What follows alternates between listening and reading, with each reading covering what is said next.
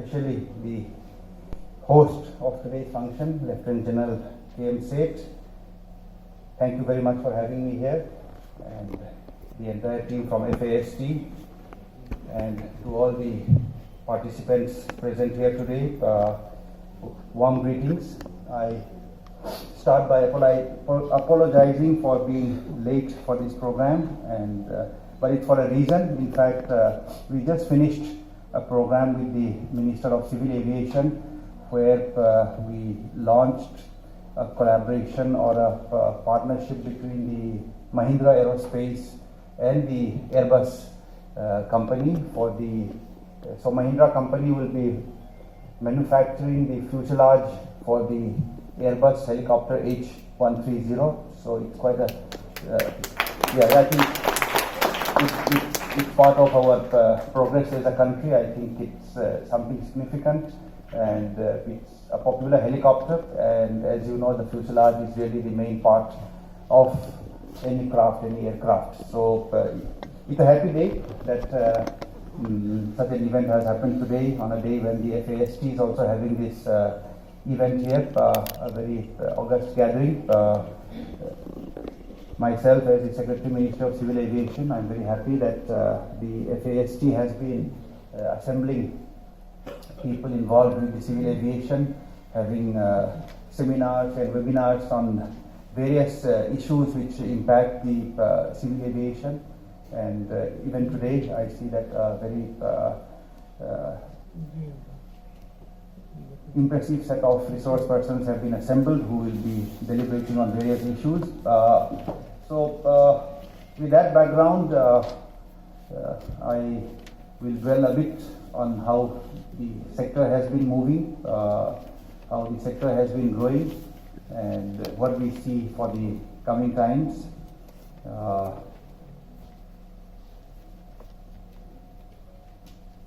I just walked in when Mr. Kapil Kaul was sharing his thoughts. It's my loss that I could catch only the last a minute or two, but I think he dwelt on a very important point, and that is the passenger experience issue. I think it is something that I think we owe it to ourselves and to the entire flying community that the passenger experience is important.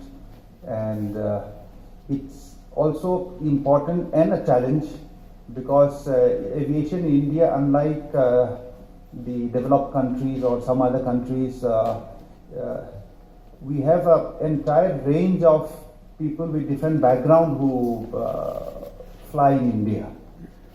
We have those who travel in the business class, in the first class. We have those who are frequent flyers, who are business travelers, who know how to travel, who can afford to travel. But we are also very ambitious, and we would like to provide regional connectivity. We would like our Tier 2 and Tier 3 cities to be connected. In fact, the team RCS Udaan itself wants that every citizen should be flying. So covering that entire gamut of population in the context of a developing country brings in various elements into play. For those who track the aviation sector globally would see that the yield that the airlines get in the Asia Pacific itself is lower than what yields that airlines are able to get in the European sector or in the North American sector, and even more so in the Indian sector where the yields can be very tight. I'm not providing this as an excuse for poor quality by any airline operator, but we operate in an environment where the constraints are there. Within that, how do we improve the efficiency? How do we improve the efficiency of every stakeholder so that every rupee is made to count more? Every rupee is made to count towards a better customer experience, a more efficient delivery of that air travel experience. So that is something that resonates very much with us in the Ministry of Civil Aviation. The Minister Naidu has been proactive in seeing that the passenger experience. In fact, when he joined office, he used the word the ease of flying. So how to and our event today calls it ease of air travel. So he called it the ease of flying, so that very much amalgamates into the passenger experience. So it's something that we are very much cognizant of and grappling with, and something that we would like to very much be keen to hear suggestions and ideas from the experts who are gathered in an event like this. Now, the growth of our civil aviation in India itself, the numbers are repeated very often, but in some ways it is also good to keep reminding ourselves that it's quite a rapid pace. When delegates from other countries hear about doubling in number of airports in 10 years, it's quite a mind-boggling kind of situation for them. 74 airports in 2014 and 159 last year, 2024. So in fact it's more than a doubling, and for countries where number of airports are usually quite a static kind of number, it's something that we are proud of. It's also something which shows the potential of the air travel, the potential of expanding the air connectivity.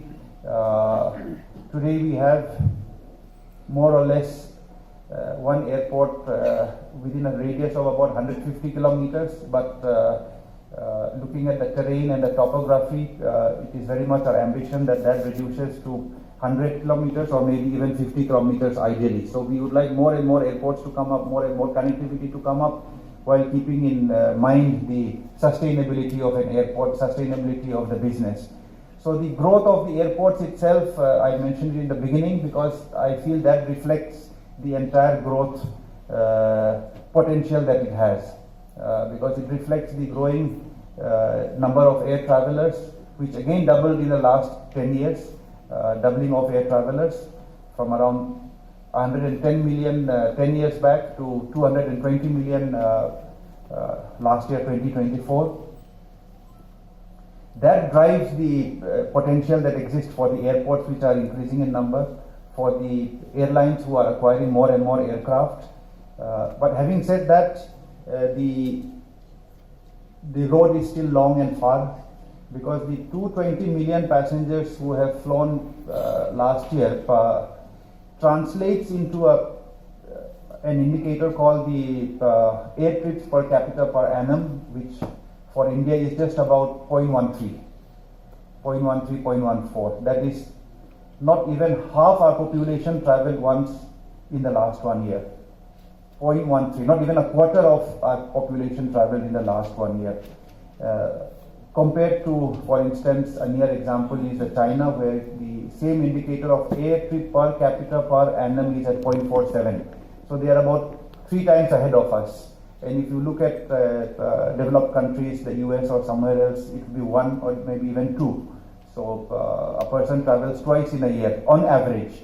So from 0.13, if you look at that, to reach 0.47, it means we have to multiply 3 times, which means what we thought was a fairly big and growing aviation sector, the number of passengers flying, the number of aircraft which are flying, has to be roughly speaking about 3 times more. The number of airports capacity has to be 3 times more. So in some ways I tell people that those who enter the aviation sector, you have entered the right place at the right time. The scope is very high, the scope is big, the potential is much.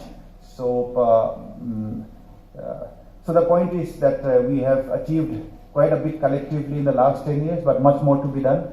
The aspiration of people to air travel has really multiplied. In fact, every time that we are in the parliament, where the Honourable Minister gives time for MPs to meet, or even on the floor of the House where the MPs get a chance to speak regarding the start questions and other things, airport in their jurisdiction, in their constituency, and once an airport is set up, then air connectivity to that airport. We start with one connectivity, then they come back with 2 more flights, 3 more flights, 1 domestic flights are there, the next is the international connectivity. So and they, we feel, represent, the MPs and the elected representatives represent the voice of the people. So the aspiration of people to travel by air is really growing by leaps and bounds, is growing in every corner of our country. That is a very happy thing. Earlier, in years back, air travel was sort of felt to be left for the elite and for few select people, but now the aspiration to travel by air has really spread all across the country. I think that again is a strength of the sector. It is not something exclusive. It is not something limited to a few people. It's really an inclusive kind of sector that we have, while at the same time maintaining the global standards of safety. I think this again is something which we are proud of, that civil aviation, especially the commercial scheduled flights, have been able to operate at a level where the safety levels are as good as the best, where the efforts collectively from the technicians to the regulators to the pilots to the ground staff to everyone combined, everyone involved, our records are as good as in any part of the world. So the safety standards with a very fast expanding air connectivity coverage, I think that is something that we would like to sustain it, maintain it, and make it grow even further. I will touch upon links to this, the issue of skilling. I think there's a session also coming up later in the day on skilling. In fact, when we talk of skilling or the employment in the civil aviation, we tend to focus a lot on the pilots, and the cabin crew, and little bit on the maintenance engineers, the AMEs. But today, I think we can look even wider.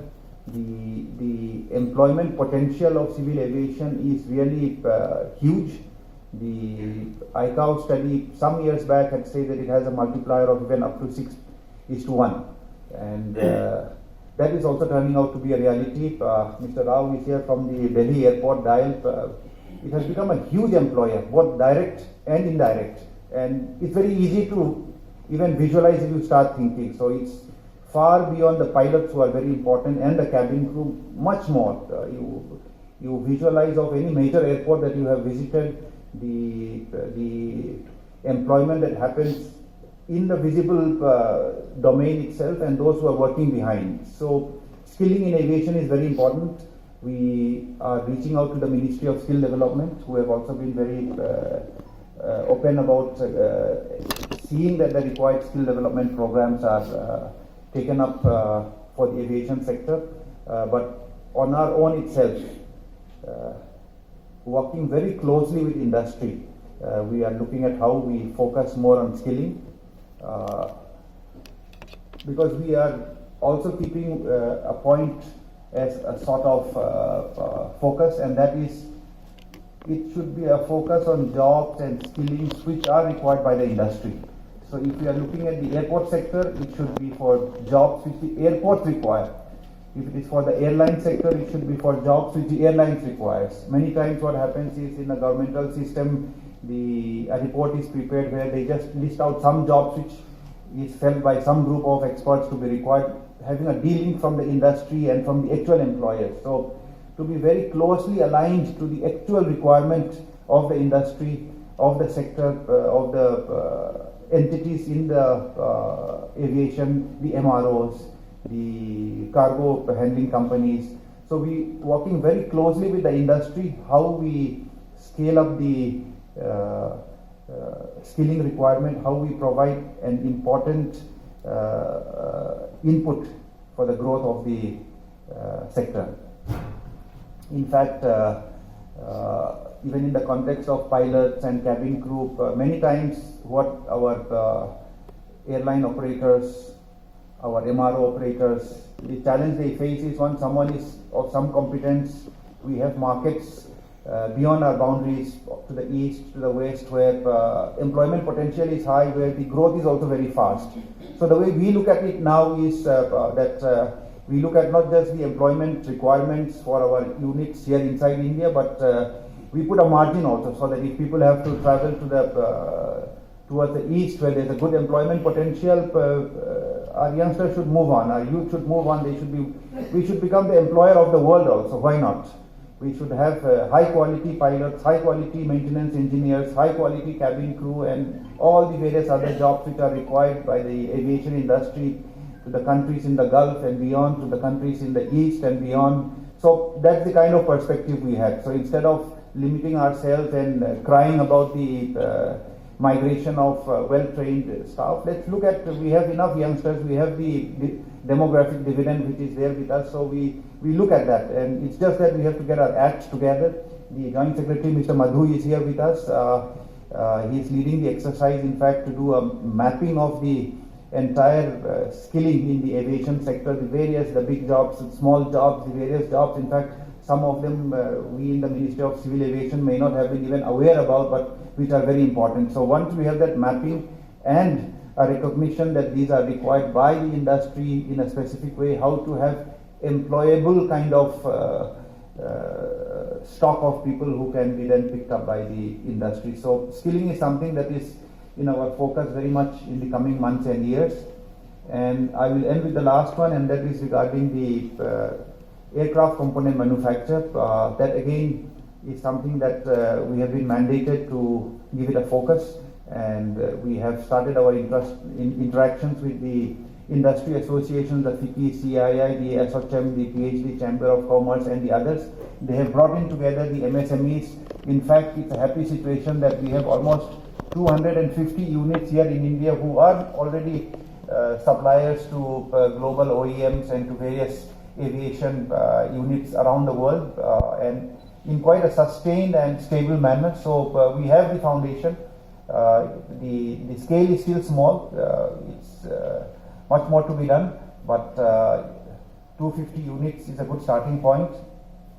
And even by the value of the supplies which they do, even if we were just to talk of the Airbus and the Boeing, between the services and the components, it's somewhere around $2.53 billion worth of contracting that our Indian units are able to do with these two global OEMs. So there's a foundation to it. So we would like to focus on this. We would like to handhold with them the issues which are bottlenecks for them.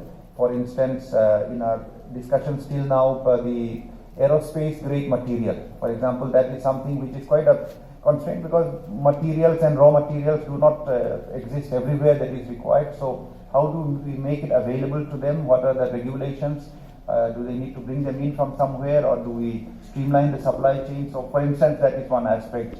Some of our smaller units have raised with us that common testing facilities, so that the testing of their products, their designs and other things can be done, because they cannot, each of them have separate standalone testing units. So testing centers. Some of the big companies they have in-house, but some of our smaller units require. So for example that. Then again it comes back to the supply of skilled manpower, the technicians who will operate their machines, the various equipments which they have. So we are working on this aircraft component manufacturing, and we would like it all to lead on to the, in fact, the Wings India 2026, which will happen in January, which Lieutenant General Saab and your entire team, I would like to welcome today itself, January 28 to 31, 2026 in Begumpet, Hyderabad.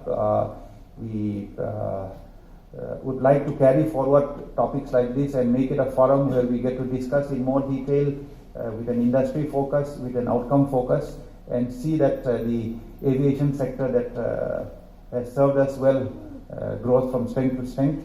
I will end here. Thank you very much, and my best wishes for this seminar. Thank you. Thank you very much indeed, sir, for that inspiring, motivating and insightful inaugural address. And we are very, very grateful to Secretary Sir that he could spare his valuable time and be here with us and sharing his insights with the House present here.